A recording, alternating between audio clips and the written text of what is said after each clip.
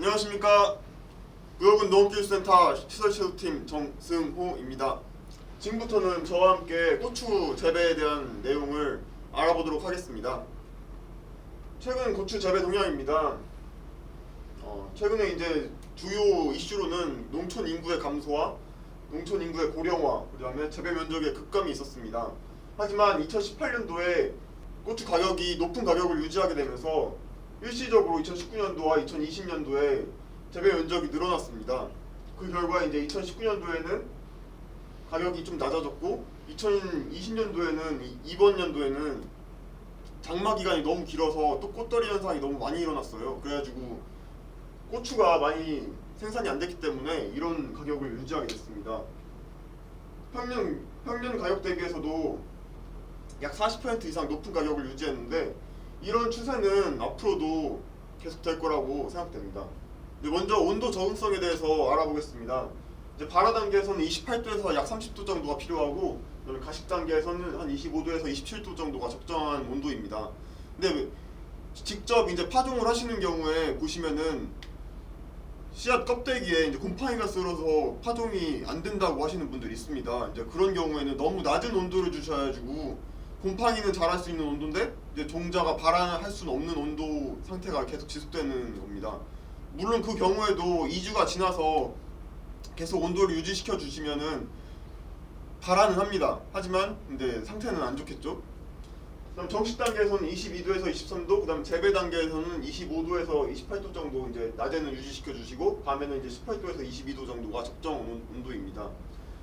가장 중요한 거는 이제 개암이 착화 시기에 18도에서 23도를 이제 유지시켜 주셔야 됩니다. 근데 8월 정도 이제 뜨거운 날씨가 되면은 이 온도를 맞춰주시기 힘들죠. 그럴 경우에는 어쩔 수 없이 꽃떨이 현상이나 아니면은 뭐 칼슘 부족 청산처럼 그런 생리장애가 나타나게 됩니다. 또 물 요구도에서는 전체 뿌리량의 한 70%에서 70% 정도가 표토 30% 이내에 분포하는 청결성 작물입니다. 이 사진만 봐도 아시겠죠? 뿌리가 깊이 뻗지 않고 옆으로 뻗는다는 것입니다. 이 뜻은 뭐냐? 즉 산소를 많이 필요하다는 겁니다. 그 토양 내부에 산소가 많이 필요하기 때문에 물에 잠기게 되면은 고추는 살아나기 어렵습니다. 그러니까 논에 심으시는 경우에는 그 일항을 높여주셔서 물에 잠기더라도 금방 빠지게 그렇게 관리해 주시는 것이 좋습니다. 그다음 햇빛 요구도입니다. 이 사진은 제가 5월달에 50% 차광망이 있는 곳에서 이제 찍은 것입니다. 5월달에 50% 차광망이 있는데도 불구하고 23,000 룩스가 나왔죠. 이걸 보시다시피 지금 강포화점은 고추의 강포화점은 3만 룩스입니다. 그러니까 별로 큰 차이가 안 난다는 겁니다. 그 시점에 50% 차광망을 씌웠어도. 그렇기 때문에 우리나라 햇빛 양은 여름에는 전혀 부족하지 않기 때문에 만약에 비가림 하우스 재배를 하신다면은 차광망을 설치하는 것도 일종의 방법입니다. 그다음에 중요한 것은 이제 광합성 능력은 오전에 70%, 오후에 30% 이렇게 차이가 난다는 겁니다. 때문에 고추를 심으시는 땅이 아침에 햇빛이 잘 안 드는 땅이면은 피하시는 것이 좋습니다. 최근에 문제되고 있는 칼라병 때문에 이 화면을 준비했습니다. 칼라병은 원래는 이 명칭은 TSWV입니다.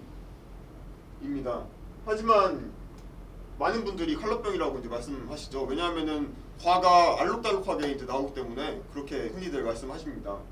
이 칼라병을 원천적으로 봉쇄하는 방법은 사실 이런 내병성 품종을 심는 방법뿐입니다.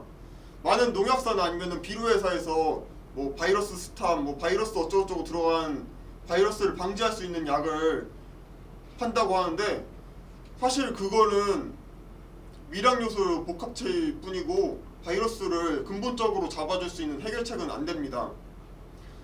뒷면에 자세하게 성분 표시표를 보시면은 사전 복합비료라고 써있던가 아니면 미량요소 복합비료라고 써있습니다.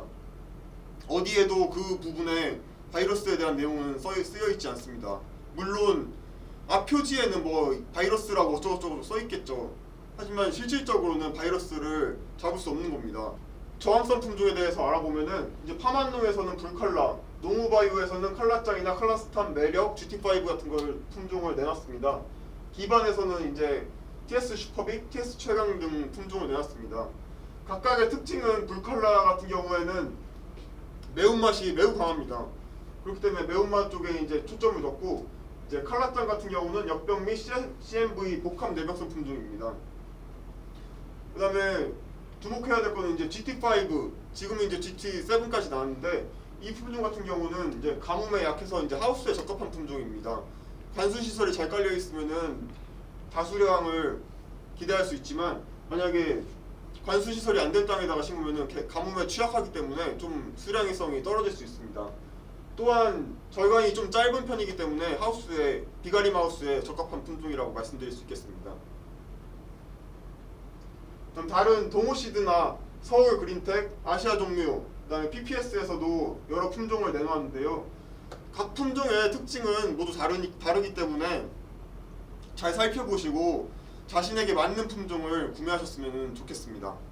그럼 고추의 생리적 특징에 대해서 알아보겠습니다. 고추의 비료 요구도는 이 표와 같습니다. 하지만 최근에는 이렇게 막 요소 따로 주시고 용성인비 따로 주시고 염화가리 따로 주시고 뭐 이러신 분들은 별로 없잖아요. 사실 이렇게 따로따로 사기도 어렵고. 그래서 이제 제가 따로 준비했습니다. 이제 노지 기준 300평당 복합 비료 기준으로 했을 때는 이제 2포 반을 살포하시면 되고, 이 경우에는 이제 반드시 붕소 2kg을 넣어주셔야 합니다. 고추는 붕소를 많이 필요하게 있는 작물, 비교적 많이 필요하는 작물이기 때문에 붕소 2kg을 꼭 넣어주셔야 됩니다. 근데 본인은 이제 뭐 복합 비료 귀찮다 하시는 분들은 이제 고추 전용 비료가 또 나와 있습니다. 고추 전용 비료의 특징은 이 붕소 2kg이 미리 들어가 있다는 것입니다. 고추 전용 비료 같은 경우는 다른 질소질이나 아니면 칼륨이 좀 부족하기 때문에 세포를 살포해 주셔야 됩니다. 그다음 웃거름을 주셔야 되겠죠? 웃거름 주실 때는 NK 비료, 이런 사진으로 보시는 것처럼 고토하고 붕소가 좀 더 섞여 있는 NK 비료를 주시면 더 좋은데, NK 비료 18-0-16 기준으로 1회에 2포 정도 살포해 주시면 적당하다고 말씀드릴 수 있겠습니다. 1차 추비는 정식 후 25일 후 정도에 주시면 되고, 2차 추비는 1차 추비가 끝난 후 20일 후, 3차 추비는 2차 추비 후 20일 후 정도에 이제 주시면 됩니다. 각각 주시는 위치는 1차 추비 때는 고추하고 고추 사이에 주시고, 2차 추비 때는 4에서 5분 응선해 주시고, 3차 추비 때는 헛골에 뿌려주시면 됩니다. 이렇게 각각 시점에 따라서 뿌리는 위치가 다른 이유는 고추가 성장함에 따라서 고추 뿌리의 위치가 다르기 때문입니다. 고추 뿌리에 직접적으로 비료가 닿으면 고추 뿌리가 손상을 입기 때문에 이렇게 이 위치에 적절한 위치에 뿌려주시는 것이 중요한 포인트라고 말씀드릴 수 있겠습니다. 낙과와 낙화는 고온 상태에서 많이 발생하는데, 고온 상태뿐만 아니라 영양 상태나 아니면 토양 상태가 안 좋을 때도 발생하곤 합니다. 특히 칼슘 결핍 상태에서 많이 발생하는데, 이런 부분은 뒤에서 천천히 더 설명드리도록 하겠습니다. 칼슘 부족 증상과 탄저병에 대해서 말씀드리겠습니다. 칼슘 결핍 같은 경우는 이제 과 끝에 주로 나타나고, 탄저병 같은 경우는 그런 무작위로 나타납니다. 과 끝에도 나타날 때도 있고, 과 중간에 나타날 때도 있고. 그다음 또 대표적인 특징으로는 탄저병 같은 경우는 이 손가락 지문 모양의 윤분이 발생합니다. 또 만져보면은 칼슘 결핍 같은 경우는 뭐 만져지는 게 그냥 딱딱한 촉감이라면, 탄저병 같은 경우는 약간 폭신폭신한 느낌이 듭니다. 왜냐하면은 균 포자가 생성되어 있기 때문입니다.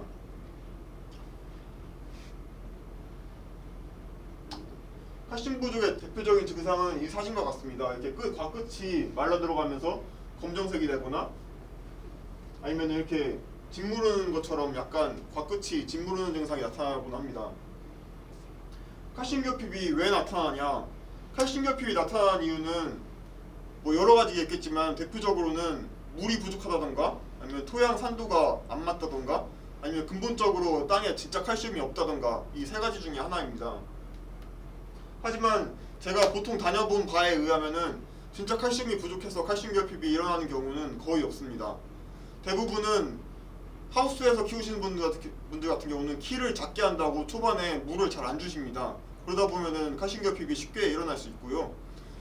노지에서 키우시는 분들 같은 경우 칼슘 결핍이 일어나는 경우는 이제 토양 pH가 안 맞는 경우가 많습니다. 이제 알 수 없는 수입산 외국 비료를 쓴다던가 아니면은 토양 관리를 전혀 하지 않으셔서 토양 산도가 매우 낮아진 상태에서 고추를 심게 되면은 고추가 칼슘을 흡수할 수 없는 땅이 되어버립니다.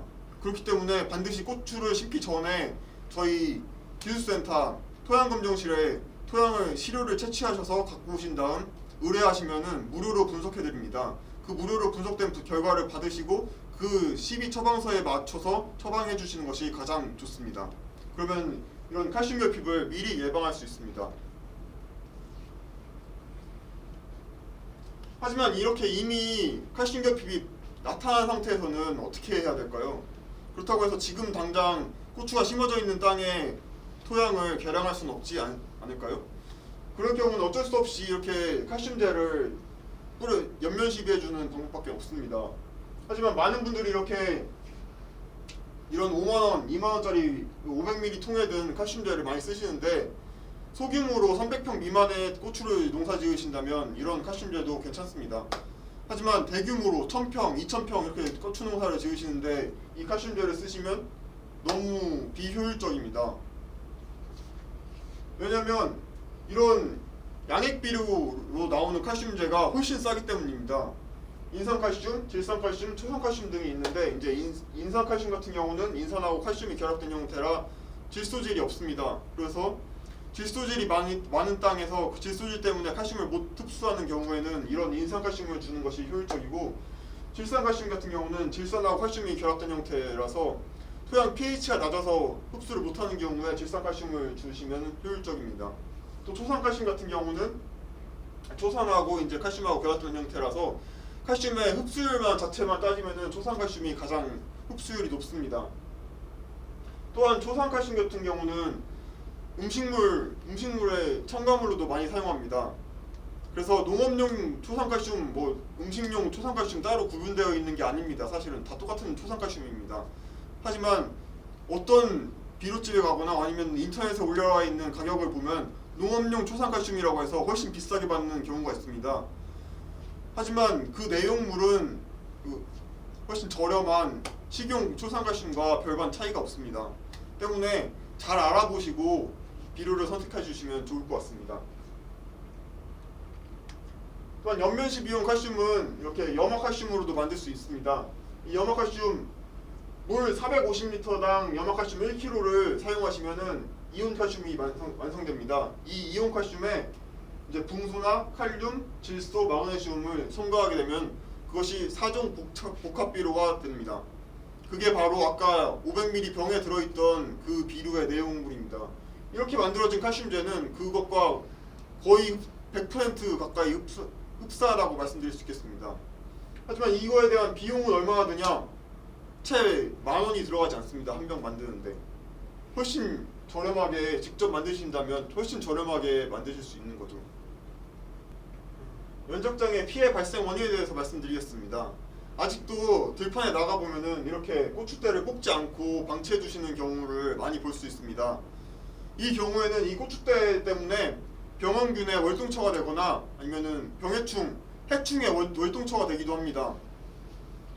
이 마른 고추대 안에 이제 알을 깐다던가 아니면은 고치 상태로 이제 월동을 하게 되는 거죠. 이걸 그대로 놔두면은 다음 해에 진딧물이 들끓고 그다음에 총체벌레도 엄청 많아지게 됩니다. 또 이 문제는 잔존 식물체를 남기면 비단 그 병원균이 월동처가 되는 문제를 넘어서 이 식물 독소 때문에도 또 문제가 됩니다. 이 식물 독소는 약 잔존 식물체를 남긴 것과 안 남긴 것과 한 3배에서 4배 정도 차이가 나는데요. 이 식물 독소에 때문에 식물 뿌리가 피해를 입게 되면서 이제 그 피해 입은 부위로 역병균이나 아니면 청국병균이 들어가서 더 큰 문제가 될 수 있습니다. 때문에 지금 이 시점이라도 남은 고추대를 전부 소각하거나 아니면 매몰시켜 주시는 것이 가장 바람직한 방법입니다. 다음 역병에 대해서 말씀드리겠습니다. 토양이 장기간 과습하거나 이제 배수가 불량하고 또 침수가 되면은 주로 발생합니다. 역병의 주 증상은 이렇게 기재부 뿌리하고 줄기 사이에 이 부분이 검정색으로 이제 썩어 들어가는 것입니다. 이게 번지기 물을 타고 번지기 때문에 보통 장마 끝나고 이제 많이 번지는데요. 이런 식으로 전체 고추밭이 전멸하곤 합니다. 역병 기재부를 잘 살펴보시면은 요즘에는 또 역병뿐만 아니라 이렇게 흰색으로 흰 비단병이 걸리기도 합니다. 이 흰 비단병은 약재로 쉽게 치료가 가능하지만 이 흰 비단병을 방치하게 되면은 그 침투된 부위로 역병균까지 같이 침투하게 되면서 복합적으로 이제 걸리는 경우가 발생합니다. 이 역병을 근본적으로 이제 방지하는 방법은 일항을 30cm 이상 높이는 방법입니다. 상습 침수 지역 같은 경우는 비가 올 경우에 역병에 걸릴 확률이 굉장히 높기 때문에 물을 단기간에 빼주시는 것이 가장 좋습니다. 배수로를 확보하시는 것이 가장 좋고 일항 높이를 30cm 이상 높인다면 효율적으로 방지하실 수 있습니다. 또 포트 높이만큼만 심고 너무 깊게 심지 않는 것이 중요합니다. 너무 깊게 심으면은 이 부분이 약해지면 위에는 목화되지 않았기 때문에 약한 부위에 역병균이 침투하기 쉬운 상태가 됩니다. 때문에 포트 높이만큼만 심고 바로 지주대를 세워서 쓰러지지 않게 해주시는 것이 가장 좋습니다. 그다음에 가장 문제가 되는 탄저병입니다. 6월 중순 발생하다 이제 7, 8월 고온 다습조건에서 크게 번지는데요. 탄저병균 같은 경우는 99% 비 올 때 전파됩니다. 때문에 비 오기 전에 약재를 방지하시는 것이 가장 효율적이고 또 빗물에 튀겨서 포자가 올라오기 때문에 바닥면을 제초매트 같은 거를 깔아주셔서 이 빗물에 튀기는 것을 방지하시는 것도 좀 효과적입니다. 주로 과실에 발생하고 처음엔 작은 반점으로 시작해서 점점 커지는 경향을 보입니다. 이 탄저병을 방지할 때 아무 탄저병 농약이나 쓰면 될까요? 사실 탄저병 방지하는 방법에는 두 가지가 있습니다. 치료용 살균제와 보호용 살균제를 쓰는 겁니다. 하지만 자기가 병에 걸리지도 않았는데 치료제를 먹으면은 그게 의미가 있을까요? 아니면 이미 자기가 병에 걸렸는데 보호 살균제를 맞는다고 하면 의미가 있을까요? 그렇기 때문에 이 순서가 중요합니다. 이 실험은 살균제 순서만 바꾸는 실험입니다. 이제 치료용 살균제를 먼저 했냐, 보호용 살균제를 먼저 했냐 이 차이인데 보시다시피 그 치료 효과가 약 2배 이상 차이 납니다. 그러니까 순서를 바꿔서 하면은 의미가 없다는 겁니다. 사진으로 보시면 더 확연하게 차이가 납니다. 보호용 살균제를 먼저 하고 치료용 살균제를 그 다음 한 거와 치료용 살균제를 먼저 하고 보호용 살균제를 먼저 한 것과 차이를 보시면은 거의 무처리한 것과 다름없죠. 그렇기 때문에 농약방 가셔서 이제 자기가 첫 번째 농약을 주는데 탄저병 약을 주는데 농약방에 가셔서 보호용 살균제를 주시는 것이 맞습니다. 보호용 살균제를 주세요 이렇게 말씀하시는 것이 맞고 자기가 분명히 사용 목적에 맞는 농약을 인지하시고 가셔서 달라고 하시는 것이 현명한 농약 사용 방법입니다. 그다음 세균성 전문이병입니다. 이제 이 세균성 전문이병 같은 경우는 주로 비가리 마우스에서 많이 걸립니다. 초기에 회갈색의 작은 전무늬부터 시작해서 이제 진전되면 가장자리에 암갈색 반점까지 생깁니다. 발병 저고는 약 30도 정도 높은 고온 상태에서 발생하기 때문에 노지에서는 잘 발생하지 않고 비가리 마우스에서 주로 발생합니다. 마이신 계통 농약이나 아니면 쿠퍼 계통 농약을 통해서 방지하시면 효율적으로 잡아내실 수 있습니다. 이 세균성 전문이병 같은 경우는 씨앗으로도 전염되기 때문에 만약에 이 병이 걸린 종자를 채취하셔서 다음 연도에 또 심으시는 것은 추천드리고 싶지 않습니다. 또 질소질 비료가 많은 경우에도 잘 걸립니다. 특히 시설 재배를 하시다 보면 이제 연작을 하시다 보면은 그 땅을 담수를 하지 않고 하시는 경우가 있는데 그 경우에는 이제 질소질 비료가 땅에 많이 남아 있기 때문에 이 세균성 전무이병이 오기 쉬운 환경이 됩니다. 또한 병든 식물체와 가실은 모두 태우거나 이제 처리를 해주셨어야 되는데 그냥 그대로 이제 로타리 치시면은 이 병에 걸리기 쉬운 상태가 됩니다. 약제는 전에도 말씀드린 것처럼 이제 아그리마이신이나 젠토마이신, 마이신 계통이나 아니면은 쿠퍼, 영율 쿠퍼, 경룡 쿠퍼, 뭐 동방 쿠퍼 이런 식으로 쿠퍼 계통 약제가 있습니다. 이런 약제를 사용해서 방제해 주시면 좋을 것 같습니다. 그럼 CMV입니다. 오이 모자이크 바이러스라고도 하는데 이 바이러스는 이제 진딧물 때문에 많이 걸립니다. 진딧물이 주로 매개체고 진딧물을 방제해 주시면은 거의 걸리지 않는데 이렇게 이 모양이 기형이 되면서 나타나는 것이 특징입니다. CMV와 많은 분들이 총체벌레 피해를 헷갈려 하십니다. 총체벌레 같은 경우는 이제 섭식 흔적이 이렇게 곳곳에 남아 있고 CMV 같은 경우는 인맥 자체가 뒤틀리는 현상을 발견하실 수 있습니다. 인맥 자체가 기형으로 나온다면 CMV를 의심해 보셔야 합니다. 그럼 TSWV입니다. 이 TSWV 때문에 아까도 내병성 품종을 말씀드렸는데 이 TSWV가 비단 이렇게 고추를 알록달록하게 만드는 것만으로 끝나지 않습니다. 요즘 나오는 TSWV의 양상을 보면 새순이 말라서 고사해서 아예 이런 얼룩덜룩한 과를 맺기 전에 죽는 경우도 많습니다. 그렇기 때문에 반드시 내병성 품종을 심으시는 것이 중요합니다. 처음에는 이제 전형적으로 동그란 원형 반점이 나오고 이런 식으로 이제 잎에 원형 반점이 나옵니다. 특유의. 그다음에 나중에 과실을 맞게 되면 이제 알록달록하게 나오는데 이 TSWV는 이 총체벌레가 옮깁니다. 이 보시는 바와 같이 꽃에 달라붙어 있는 모습을 자주 확인하실 수 있는데 이거는 한 10배 정도 확대하면은 이런 식으로 이제 나타납니다. 총체벌레는 보시다시피 이렇게 꽃 속에 주로 들어있기 때문에 농약하실 때 방향을 아래에서 위로 향하는 게 중요합니다. 또한 한 번에 이제 한 번만 농약한다고 해서 다 떨어지는 게 아니기 때문에 3에서 4일 주기로 최소 3번 이상은 연속적으로 농약을 해주시는 것이 중요합니다. 이렇게 하면 약해가 나지 않냐 이렇게 물어보시는 분들도 계신데 총체벌레 약만 하시면은 다른 거 섞지 않고 총체벌레 약만 하시면 약해는 잘 나지 않습니다. 이것 때문에 이렇게 3번 연속으로 농약해 주시는 것이 이 총체벌레 방제의 주 포인트입니다.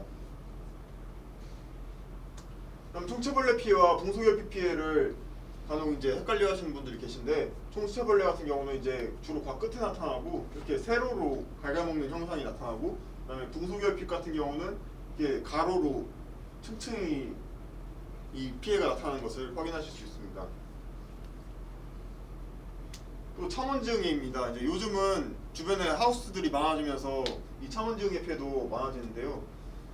조건이 적당하면은 갑자기 번지기 때문에 이 증상을 보셨다면은 바로 약제를 해주시는 것이 좋습니다. 하지만 보시다시피 사진을 봤을 때 만약에 제가 참원증해라고 말씀 안 드렸으면은 제초제 피해라고도 아마 생각하실 수도 있을 것 같습니다. 보통 제초제 피해라고 신고가 들어와서 저희가 나가서 현장을 확인해 보면은 보통 참원증의 피해입니다. 때문에 이런 식으로 이제 잎이 기형이 되는 것도 나오는데요. 이렇게 심해지면 이렇게 아예 안쪽으로 말아 들어가면서 오그라지지만 초반에는 이런 식으로 이제 제초제를 살짝 맞은 것처럼 이런 식으로 피해가 나타납니다. 어떻게 확인하냐? 확인하는 방법은 직접 참원증해를 현미경으로 관찰하는 게 가장 확실하겠지만 이렇게 잎 뒷면만 보셔도 이렇게 반질반질한 특유의 피해 증상이 있습니다. 마치 기름을 바른 것처럼 반질반질한데요. 이 증상이 보이신다면 참원증해를 의심하셔도 좋습니다. 이 현미경 사진은 한 50배 정도 확대했을 때 사진입니다. 육안으로는 참원증해를 전혀 분간해낼 수가 없습니다.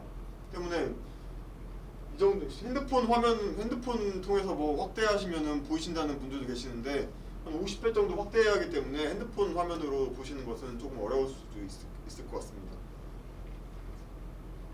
이 참원증해 방제에서는 이제 보통 주음 같은 약제를 많이 쓰시는데 우리나라에서 제가 알고 있기로는 주음만이 이 응애의 알을 잡을 수 있다고 알고 있습니다. 그렇기 때문에 이제 작기 초반, 중반, 후반으로 이렇게 약제를 나눠놨는데 이 약제들과 주음을 함께 섞어 쓰시는 것이 가장 효과적인 방제 방법입니다. 또 마지막 단계에서 올스타, 레디코, 안티맥 같은 이 아바맥틴 계열 약제를 언급했는데 이 약재는 효과는 좋지만 좀 가격대가 비싸기 때문에 가장 마지막에 사용하실 것을 권장하고 싶습니다. 이 모든 약재는 2회 이상 같은 약을 이제 사용하시면은 조금 내성이 생기기 때문에 어려우시고 좀 작기 구분을 지으셔서 사용해 주시는 것이 가장 좋습니다. 2회 이상 같은 약 사용하지 마시고 높은 압력으로 고른 입자로 살포하시는 것이 주 포인트입니다. 담배나방 애벌레에 대해서 말씀드리겠습니다. 이제 담배나방 애벌레는 이런 식으로 과실 속에 들어가서 피해를 많이 주는데요. 원래는 이제 6월 정도에 많이 나타났었는데 최근에는 온난화로 인해서 5월 달부터 이제 나타날 수도 있다고 합니다. 그렇기 때문에 5월 초부터 적기 방제를 해주시는 것이 가장 중요한 포인트입니다. 이 담배나방 같은 경우는 이런 생활사를 거치게 되는데 번데기, 그다음에 이제 번데기에서 성충이 알 낳고 이제 알이 이제 갉아먹고 이런 식으로 이제 피해는 주로 이제 이 애벌레 상태에서 많이 발생합니다. 근데 저희가 이 담배나방을 잡을 수 있는 시점은 이 성충 시점뿐입니다. 왜냐하면 애벌레 시점에서는 벌써 고추 속에 들어가 있기 때문에 약재를 뿌려도 맞질 않죠. 네, 그렇기 때문에 이 성충 시점에 잡는 것이 중요한데 이 성충은 나방은 습성을 아시겠지만 밤에 돌아다닙니다. 그렇기 때문에 다른 곤충 약재와 다르게 이 담배나방을 잡으시려면은 저녁 무렵에 약을 해주시는 것이 좋습니다. 하지만 저녁 무렵에 약을 해주시게 되면은 다른 곰팡이병에 좀 취약하게 되기 때문에 살균제도 같이 섞을 수밖에 없는 조건이 됩니다. 그렇기 때문에 살균제를 섞어 쓰실 때는 적정 양량보다 좀 낮게, 그러니까 좀 연하게 쓰시는 것이 좋습니다. 만약에 20cc를 타라고 하면은 한 15cc만 타시던가 좀 연하게 쓰셔서 약해를 방지해 주시는 것이 좋습니다. 이번 연도에 나타났던 주요 문제점들에 대해서 설명드리겠습니다. 이게 무엇이 문제일까요?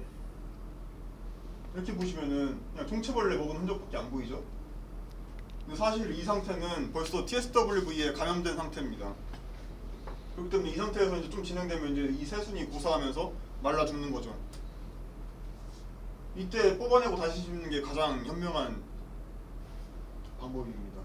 아니면은 TSW 내병 선품종을 심었다면은 그럴 가능성이 없겠지만 이렇게 TSWV가 걸린 상태입니다.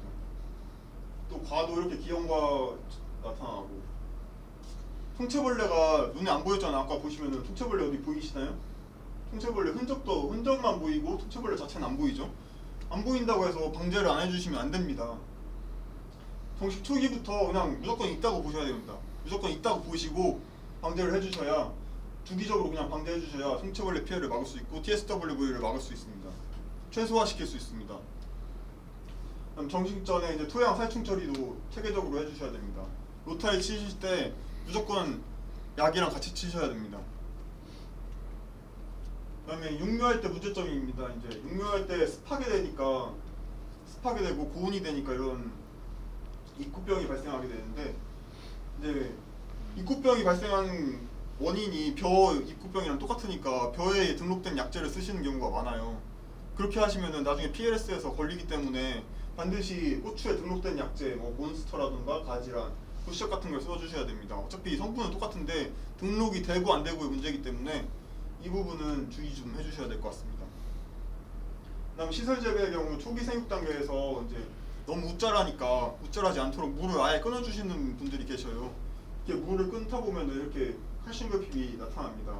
지나치게 물을 안 주다 보니까 칼슘이 물을 타고 흡수가 되다 보니까 물을 안 주게 되면 당연히 칼슘도 결핍될 수밖에 없죠. 그러니까 지나친 물 관리는 칼슘 결핍을 유발한다는 것을 알아두셨으면 좋겠습니다. 그다음에 이 부분 같은 경우는 이제 잎이 이렇게 오그라든다고 병이 걸린 거 아니냐고 저희한테 갖고 오셨어요. 이제 조사해 봤더니 근데 뭐 TSWV도 안 나오고 뭐 CMV도 안 나오고 바이러스는 아니더라고요. 그래가지고 이 상토를 까봤더니 가운데 뿌리가 하나도 없죠. 그러니까 너무 과습돼서 뿌리를 못 뻗는 거예요. 겉으로만 뻗는 거예요. 그러니까 이제 잎이 오그라든 것 같은 경우는 온도 문제고, 이 과습으로 인해서 이렇게 황화되고 이제 좀 문제가 있는 것처럼 보이는 거죠. 과습할 경우 이제 뿌리가 밖으로만 뻗는 걸 보실 수 있습니다. 한번 육묘를 하시다가 고추가 좀 이상하다 하시면은 뿌리를 한번 찢어보세요. 가장 이제 고추를 심기 좋은 시점은 이렇게 방아다리에 꽃 하나가 폈을 때입니다. 너무 컸을 때 심게 되면은 활착도 느려지고 이제 너무 늙은 묘가 돼가지고 고추 수량이 확 감소해 버립니다. 한 20-30%는 감소합니다. 근데 너무 또 일찍 심어버리면은 이파리만 자라는 경우가 있어요. 이파리만 자라고 꽃이 안 펴. 아니 꽃이 피긴 피는데 열매가 아예 안 맺혀요. 그런 경우가 있기 때문에 반드시 방아다리에 꽃 하나 폈을 때 이때 심는 게 가장 좋습니다. 그다음에 이렇게 청국병이 많이 발생했는데 청국병 발생한 토양을 가보면은 공통적으로 보이는 게 높은 이씨입니다. 이씨가 보시면은 4.5라고 써 있는데 보통 농사 짓는 땅에 이씨는 한 1.5에서 한 2 정도 사이로 왔다 갔다 합니다.